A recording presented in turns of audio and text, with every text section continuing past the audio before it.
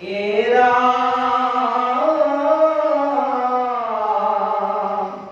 এটি ক্ষণে হেন জানি তেজা তুমি খুক কালো বলে তরু মনে জিনিলে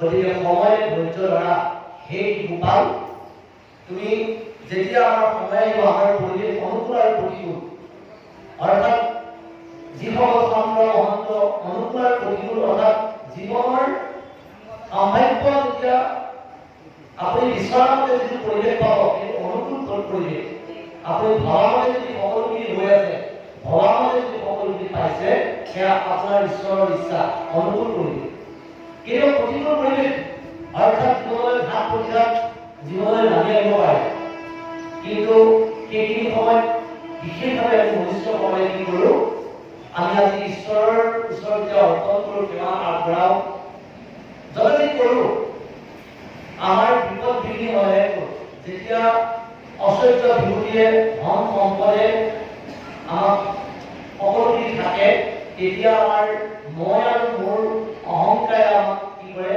গ্ৰাস কৰি পাৰে মোৰ কি আছে আৰু কৰ্ম নকৰিলে কি ভগৱানৰ ওপৰত পেলাই দিব নেকি আমাৰ মনত বহুতে কোৱা হয় কৰ্ম কৰিব লাগিব কৰ্মৰ অবিহনে জীৱৰ গতি নাই কৰ্মই ধৰ্ম কিন্তু আমি যি কৰ্ম তাক কৈছে বেদে যাক বিধি আছে তাকে বোলে কৰ্ম বেদে যাক লিখিছে এইটো অকৰ্ম বেদে কি হৈছে আমি ঈশ্বৰৰ অৰ্থে কৰা কৰ্মখিনিকে কৰ্ম বুলি কৈছে যদি আমি যি কৰ্মই নকৰোঁ কিয় ঈশ্বৰৰ অৰ্থে আমি অৰ্পণ কৰিবলৈ শিকিব লাগে আৰু আমাৰ কি হয় যেতিয়া আমাৰ বিপদ হয় আমাৰ প্ৰতিকূল অৱস্থা হয় জীৱনলৈ যে ঘাট প্ৰতিঘাত আহে আৰু সুখ সেইকাৰণে কৈছে যে সুখ জীৱনলৈ সুখৰ পিছে পিছে আমি ঘূৰি ফুৰিব নালাগে দুখ যেনেকৈ কোনো জীৱই নিবিচাৰে কামনা নকৰে দুখৰ কথা কোনো চিন্তা নকৰে কোনোবা প্ৰাণী আছে নেকি যে মোৰ জীৱনলৈ দুখ নাহক কিন্তু কোনেও দুখৰ কথা নাভাবে কিন্তু জীৱনলৈ কেতিয়াবা অকস্মাত দুখ নামি আহে ঠিক সেইকৈ সুখৰ আপুনি পিছে পিছে ঘূৰিব নালাগে আপুনি মাথো সৎ কৰ্মবিলাক কৰক জীৱনৰ সৎ আচৰণত জীৱনটো ব্যৱহাৰ কৰক আপোনাৰ জীৱনলৈ সুখ নিজে নিজে নামি আহিব গতিকে সেইকাৰণে কৈছে যে প্ৰতিকূল আৰু অনুকূল দুয়োটা সময়তে ব্যৱস্থাতে আমি সমভাৱনা সমদৃষ্টিৰে আমি থাকিব লাগে আৰু বিশেষকৈ যিসকল সন্ত মহন্ত যিসকল ভকত তেওঁলোকে কোনোবাই যদি মান দিছে কোনোবাই যদি সন্মান কৰিছে তেওঁ বিহবল নহয় কোনোবাই যদি তিৰস্কাৰ কৰিছে কোনোবাই যদি ঘৃণা কৰিছে কোনোবাই যদি কিবা বেয়া কৰিছে সেই পৰিৱেশত তেওঁ কেতিয়াও অসন্তুষ্ট নহয় গতিকে সকলো পৰিৱেশতে সন্ত মহন্তসকলৰ জীৱন সমাধি পাৰ কৰি দিছে তেনেকে এই বুলি প্ৰবোধ কৰিলা মিত্ৰগণে ৰাম এই বুলি প্ৰবোধ কৰিলা মিত্ৰগণে শিশুপাল চৰি গইলা আপোনাৰ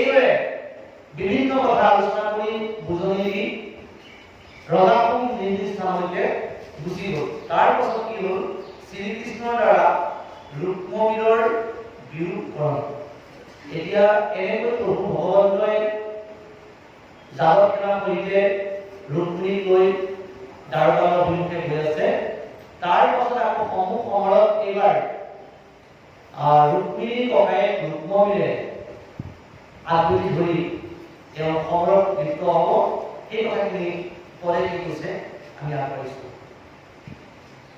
এৰা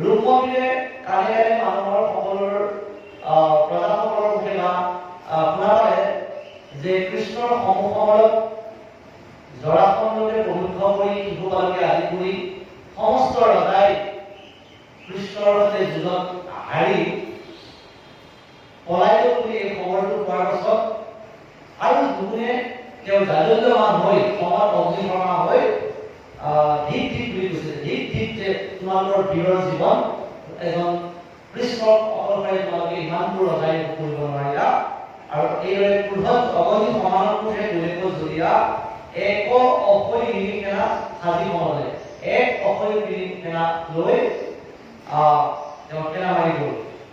তাৰপিছত বাটত তাত যেনেকে পাইছে তিৰস্কাৰ কৰিছে।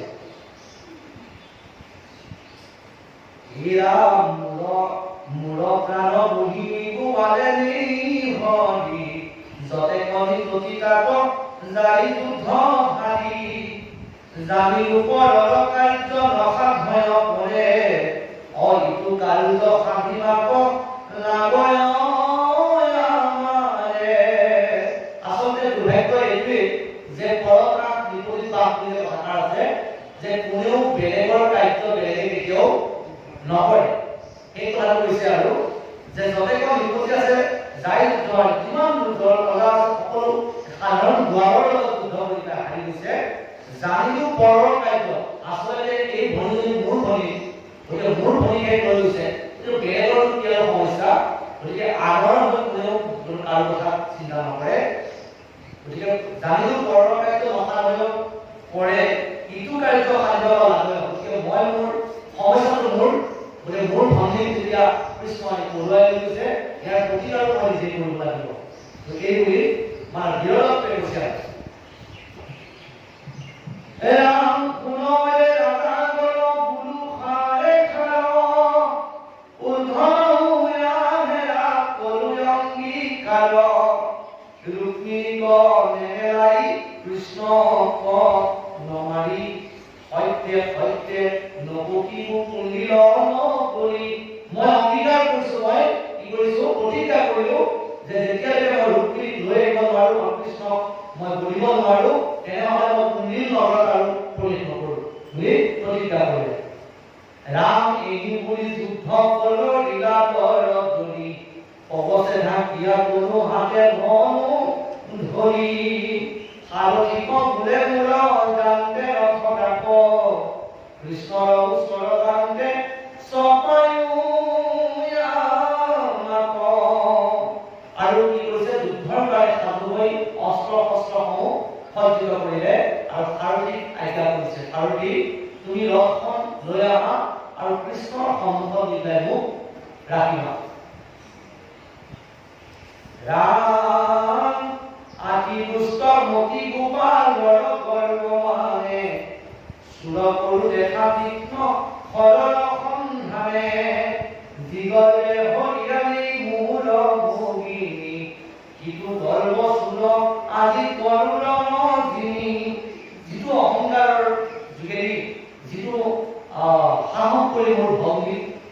ৰুক্মিণীক পলুৱাই লৈ গ'ল। আজি সেই সমস্ত অহংকাৰ কৃষ্ণৰ মই সেই দুৱাৰৰ যি অহংকাৰ চূৰ্ণ কৰিম বুলি কৈছে। ৰাম এই বুলি গাড়ী পাৰি যাৰি সংগে আকি কৃষ্ণৰ মহিমা নয়নমতি।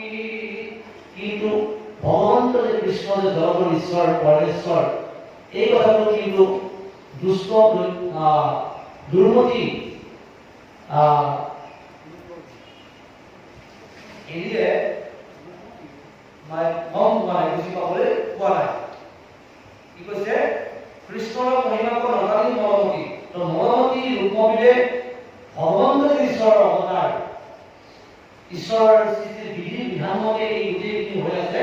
এই কথাটো যিসকল অজ্ঞানী এইসকলে সকলো কথা নিজৰ মতে হোৱাটো বিচাৰে। আমাৰো কেতিয়াবা হয় যে আমি প্ৰত্যেকজন ব্যক্তিয়ে এই কথাটো আমি ক'ব খুজিছো, আমি স্বাৰ্থপৰ বুলি কৈছে। আমি পিতৃ মাতৃ বিশেষকৈ পিতৃ মাতৃসমূহ আমি কেতিয়াবা আমি স্বাৰ্থপৰ হওঁ এই কাৰণে যে আপুনি নিজকে ভাল পাই কাৰণে আপোনাৰ সন্তানটোক ভাল পাইছে। অৰ্থাৎ সন্তানটো কেতিয়ালৈকে ভাল পাই থাকিব আপুনি যেতিয়ালৈকে আপোনাৰ সন্তানটোৱে আপুনি ঈশ্বৰৰ মতে কামখিনি কৰি গৈছে তেতিয়ালৈকে সন্তানটোক ভাল পাওঁ। আৰু যিদিনাখন সন্তানটোৱে আমাৰ অমতত কিবা কৰিবলৈ আগবাঢ়ি যায় তেতিয়া আমি এনেকুৱা পৰিৱেশ হয় যে তেজৰ পুত্ৰও কৰিব লগা হয়, তেজৰ পুত্ৰী কৰে। গতিকে কিছুমান কথা কিছুমান ঘটনা পৰিঘটনা বিধি বিধান মতেও হৈ যায়, তাক কিন্তু আমি মানি ল'বলৈ চেষ্টা কৰিব লাগে। আৰু যিসকলে নিজৰ মতে মই বিচাৰিছো এটা হলগৈ এটা, আৰু যেতিয়া আমি মই আৰু মোৰ মতে আমি যেতিয়া সকলো বিচাৰো তেতিয়াই সমস্যাটো হয়, তেতিয়াই নহ'বলগীয়া ঘটনা হয়। কেতিয়াবা বহু ঘটনা হৈছে নিজৰ সন্তানে কেতিয়াবা আত্মহত্যা কৰিব পাৰে। সেইকাৰণে আমি ক'ব খোজা নাই যে আপোনালোকে এই নকৰক বুলি। ৰুক্মবীৰৰ কথাটো কৈ কৈছো যে ৰুক্মবীৰৰ ভাৱনা আছে যে মই মোৰ ভক্তিক একমাত্ৰ কৃপালৈ দিম, কিন্তু এই যি মূল চৰিত্ৰ যে ঈশ্বৰৰ ইচ্ছাতেই যে নীতি হ'ব লগা আছে হৈ গ'ল। ইমান ৰজাৰ বীৰত্বৰ মাজত ৰজাৰ যেতিয়া হৰুৱাই আৰু কৃষ্ণই ৰুক্মিণীক লৈ গৈছে, তেওঁৰ ভাগ্য আচলতে তেওঁ দিছে। এই ভাৱটো যদি ঈশ্বৰৰ ইচ্ছাতে হয় বুলি কিছু কথা আমি ঈশ্বৰৰ ওপৰতো অৰ্পণ কৰিব লাগে। আৰু মই আৰু মোৰ ভাৱনাত আৰু আপোনাৰ মতে যে সকলো কাম হ'ব লাগিব এনে কোনো নহয়। আৰু যেতিয়া আমি মই আৰু মোৰ ভাৱনাৰে সকলো কাৰ্য হোৱাটো বিচাৰো তেতিয়া বিধি বিধানক ঈশ্বৰৰ ইচ্ছাক আমি অস্বীকাৰ কৰা বা তিৰস্কাৰ কৰা হয়। ৰাম সকল জগত যাৰ গৰ্ভৰ ভিতৰে কাংগ জ্যোতি বাক পাপি চলে চলে। ৰাম ধীৰে ধীৰে জান্ত হৰি লাগ পাইল যাই ৰহ ৰহ কৃষ্ণ বুলি মাতে গেলি আই। যিজন ভগৱন্তৰ ওপৰত সমস্ত জগতৰ সকলো প্ৰাণীয়ে সকলোকে এক কৰি তেওঁ ওপৰতে মানে নিবাস কৰে, সেইকাৰণে তেওঁক দামোদৰ বুলি কোৱা হয়। সমস্ত জগতক তেওঁ নিজৰ গৰ্ভতে ৰাখিব পৰা কাৰণে তেওঁ অন্য এটা নাম দামোদৰ। অৰ্থাৎ এই গৰ্ভত মাজতে সমস্ত জগত এই যিটো যুধিষ্ঠিৰ ভীম নকুল ভগতৰ প্ৰমোচন এটা কথা কৈছে, সহজে অৱস্থা বুলিছে কৈছে, সহজে কি কৈছে সমস্ত দেৱতাই যদি কৃষ্ণ পৰম দেৱতা বুলি মানি লয়, সমস্ত জগতক তেওঁ উদৰত ৰাখে, আৰু সমস্ত দেৱতাই যদি কৃষ্ণ পৰম দেৱতা বুলি মানি লয় তো আমি মানি লোৱাত বাধা কি? তেওঁ যদি সমস্ত জগতকে তেওঁ উদৰত ৰাখে, তেওঁ হৃদয়ত থাকে, আমি তেওঁ হৃদয়ত ৰখাৰ অসুবিধাটো কৰিছে। যে সমস্যাটো আমাৰ কি হয় যে আমি ঈশ্বৰৰ ইচ্ছাতে সমস্তখিনি কাৰ্য হৈ আছে, তেওঁৰ ইচ্ছাতে সকলোখিনি হৈছে বুলি এই ভাৱনাটো যুক্তটো আমাৰ মনলৈ নাহে। তাৰ কাৰণে আমি নিবিচৰা যদি কিবা এটা হৈ যায় তেতিয়াই আমাৰ জীৱনলৈ সংঘাত আহে। আৰু লগতে কি কৈছে ধীৰে ধীৰে জান্ত হৈ লাভ পাই যায়। ভগৱন্তই কি কৰিছে লাহে লাহে লাহে গৈ আছে আৰু ৰুক্মবীৰক লগ দিয়া নাই, পিছে পিছে ৰ ৰ ৰ বুলি গালি পাৰি পাৰি মানে ৰুক্মবীৰে গৈ আছে।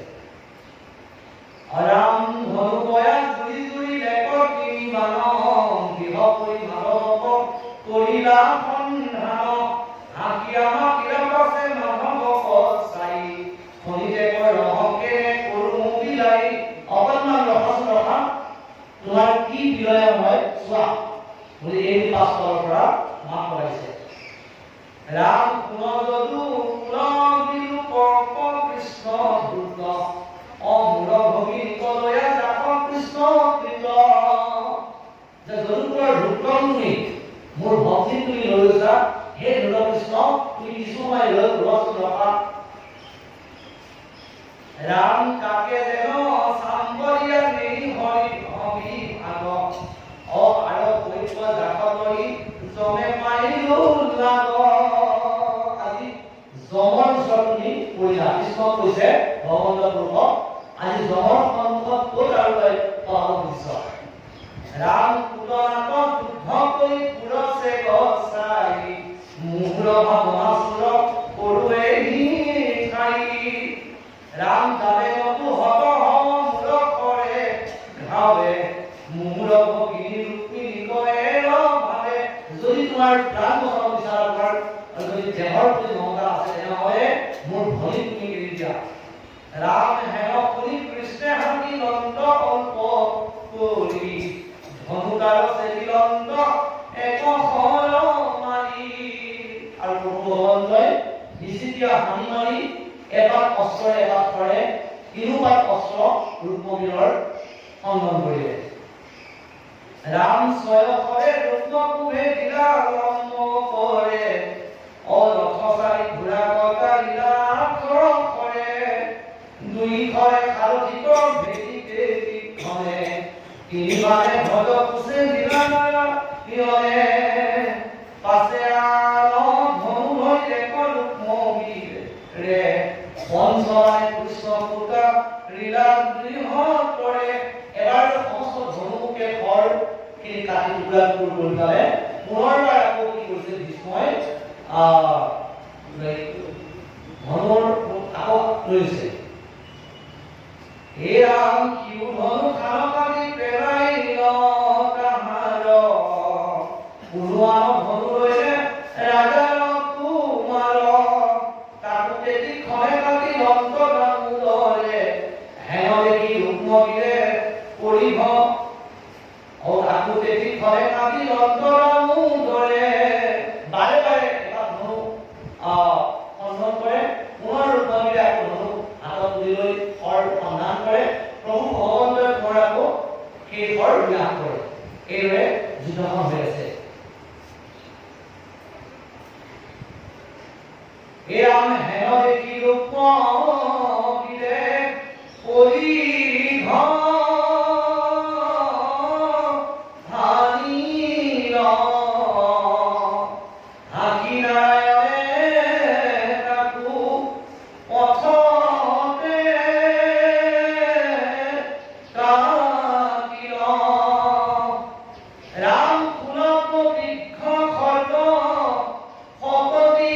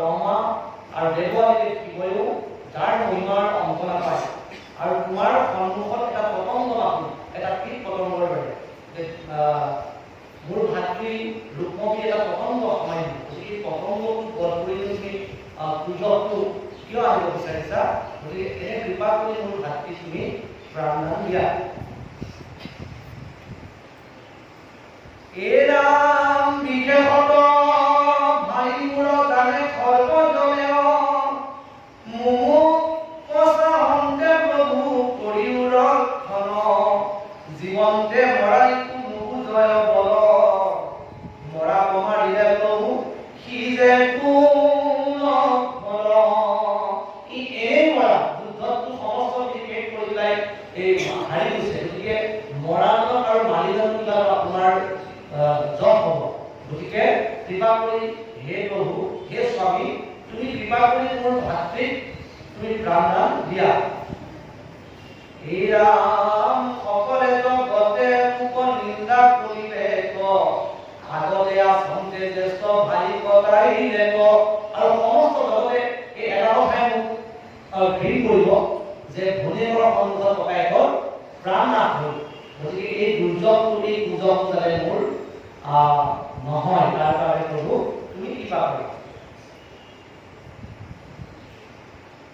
ৰাম, ইটো পৰীক্ষা ইটো পৰীক্ষাতি মোৰ ৰৈবে গুৰুতৰ, হেন জানি ভাতৃদাৰ দিও প্ৰাণেশ্বৰ। এই বুলি কৃষ্ণৰ চৰণে ধৰি শান্তি ৰাখা ৰাখা প্ৰভু বুলি বিলাপ কৰন্তি। মুখাই সুন্দৰী মুখ কান্দে হাত পাব, মুখৰ নাই মাত বল বল ভাব। এফালে কি হৈছে, স্বামীৰ ক্ৰোধ, ভগৱন্তৰ খং দেখা পাইছে, আনফালে ভাতৃৰ প্ৰাণ যাব, মুখৰ পৰা মাতটো নোহোৱা হৈছে। আবুত আপত্তি কৰি মুখতো মাত নাহে, খালি বাৰে বাৰে কি কৰিছে, ঘন ঘনকৈ উশাহ লৈ পেলাই হে স্বামী, তুমি কৃপা কৰি মোৰ ভাতৃৰ জীৱন দান দিয়া বুলি কাতৰ কৰিছে। ৰাম সুবৰ্ণৰ মালা পিন্ধি আশ্ৰয় অখিলত, শিও সখী পৰিল কৃষ্ণৰ চৰণত। চকুৰৰ লক বহি পৰে ফৰ কৰি, ৰুক্মিণীৰ ৰূপ দেখি তুষ্ট হৈলা হৰি। আৰু নিজৰ প্ৰাণৰ প্ৰিয় আৰু একান্ত ভক্ত ভগৱন্তৰ দাস পত্নী ৰুক্মিণীৰ যিটো মমতা, ককায়েকৰ প্ৰতি স্নেহৰ ভাৱনা দেখা পায়। আৰু কি হ'ল, প্ৰভু ভগৱন্ত সন্তুষ্ট হৈ পৰিলে। অহাকিয়া বুলন্ত সখী এৰা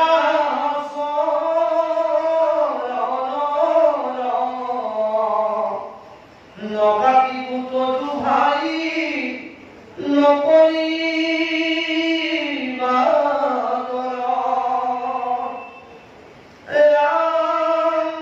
কিন্তু কিছু শাস্তি কৰি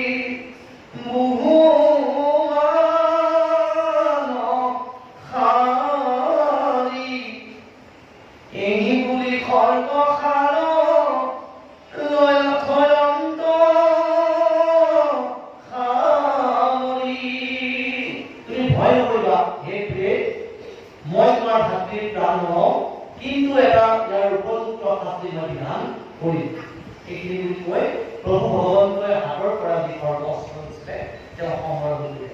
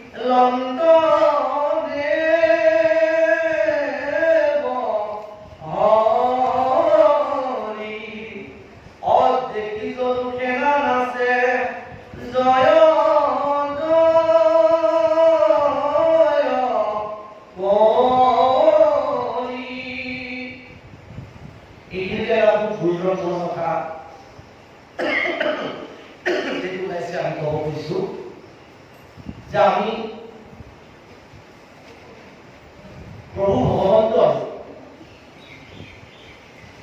ৰুক্মিণীৰ ভগ্নী ৰুক্মিণীৰ কথামতে ভক্তি সন্তুষ্ট হৈ প্ৰাণে নামাৰি মৃত্যুৰ সমপৰ্যায়ৰ শাস্তি, যিহেতু প্ৰভু ভগৱন্ত যেতিয়া ঈশ্বৰে কোনো এটা লীলা কৰে তেওঁ অস্ত্ৰ লোৱাৰ পিছত অস্ত্ৰই কেতিয়াও বিফল নহয়। এতিয়া সেইকাৰণে কৈছে যে মৃত্যুৰ সমপৰ্য এটা শাস্তি কি হৈছে মুণ্ডন তেওঁৰ চক্ৰ ধৰি পাই চুলিখিনি গোটেই চুলি আৰু দাড়ি উৰাই দিছে উৰাই দি মাজে মাজে অকণমান মানে চিন ৰাখি দিছে তো আমি এটা কথা ক'ব পাৰি যে মুণ্ডন যি ব্যৱস্থা এই যে চুলি ঘূৰাই দিয়া ই এক অপৰাধ হৈছে যে বিশেষ এনেকুৱা যিটো অপৰাধ হয় যিটো অপৰাধৰ কোনো প্ৰত্যন্ত শাস্তি নাই যে মৃত্যুদণ্ড হ'বই লাগে আৰু সেই মৃত্যুদণ্ড যদি এটা ধৰ্ম সম্পদ হয় যে হয় মৃত্যুদণ্ড দিব লাগিব দিবই লাগিব যদি তাৰ বিকল্প ব্যৱস্থা নাই তেতিয়াহে মুণ্ডনৰ কথাটো আহি পৰে আৰু এই কথাটো আমাক ভাগৱতো জ্ঞান কৰিলে যে ৰুক্মিণীৰ কথাটো ৰাখিবৰ কাৰণে ভগ্নীৰ কথা ৰাখি নিজৰ পত্নীৰ কথা ৰাখি মৃত্যুৰ সমপৰ্যৰ শাস্তি ৰুক্মিণীৰ মুণ্ডন কৰিছে আৰু এই কথা আমি ভাগৱত পাইছো যে যিদিনাখন দ্ৰোণাচাৰ্যৰ পুত্ৰ অশ্বত্থামাই ব্ৰহ্মাস্ত্ৰ নিক্ষেপ কৰিছে উত্তৰাৰ গৰ্ভলৈ আপোনালোকে সকলোৱে পাইছে যে যুদ্ধৰ শেষত অন্তিম সময়ত এটা অস্ত্ৰ ব্ৰহ্মাস্ত্ৰ নিক্ষেপ কৰিছিলে যে পাণ্ডৱকুলৰ শেষৰ গুটিটো যিটো বংশত উত্তৰাৰ গৰ্ভত মানে স্থিৰ হৈ আছে সেই গৰ্ভটি বিনাশৰ হেতু ব্ৰহ্মাস্ত্ৰ নিক্ষেপ কৰিছিলে আৰু যেতিয়া উত্তৰাই প্ৰভু ভগৱন্তক স্তুতি কৰিলে প্ৰভু যে মোৰ গৰ্ভত যিটো সন্তান আছে এই সন্তানটো আমাৰ বংশৰ একেবাৰে শেষৰ মানুহ গুটি আৰু গতিকে মোক তুমি প্ৰাণে পাৰা মোৰ মৃত্যু হয় যদি মোৰ কবলৈ একো নাই কিন্তু অন্তত তুমি মোৰ এই মানে পেটৰ মোৰ গৰ্ভৰ গুটিটো তুমি ৰক্ষা কৰা আৰু প্ৰভু ভগৱন্তক তাকৰ আহ্বান কৰাৰ কাৰণে উত্তৰাৰ গৰ্ভত বিধাংগ মানে এটা বৃদ্ধ আঙ্গুলিৰ সমান স্থিতি হৈ পাই প্ৰভু ভগৱন্তে গৰ্ভলৈ প্ৰৱেশ কৰি এইটো পাইছে আপোনালোকে যে পৰীক্ষিতক সেইটো আছিল ৰজা পৰীক্ষিত পিছলৈ পৰম বৈষ্ণৱ পৰীক্ষিতৰ জন্ম হয় আৰু এই যিটো অপৰাধ কৰিলে আৰু এই অপৰাধটো যেতিয়া গম পালে যে অশ্বত্থামাই যে এজন ব্ৰাহ্মণৰ পুত্ৰ হৈও এটা নকৰিবলগীয়া কৰ্ম কৰিলে আৰু অশ্বত্থামাক ধৰি বান্ধি কথাষাৰ গম পোৱাৰ লগে লগে যুধিষ্ঠিৰে অৰ্জুনে মানে প্ৰতিজ্ঞা কৰিছে যে অশ্বত্থামাক পোৱাৰ লগে লগে শিৰচ্ছেদ কৰিব য'তেই পাই ত'তেই শিৰচ্ছেদ কৰিব আৰু যেতিয়া ধৰি বান্ধি দ্ৰৌপদীৰ সন্মুখলৈ লৈ আহে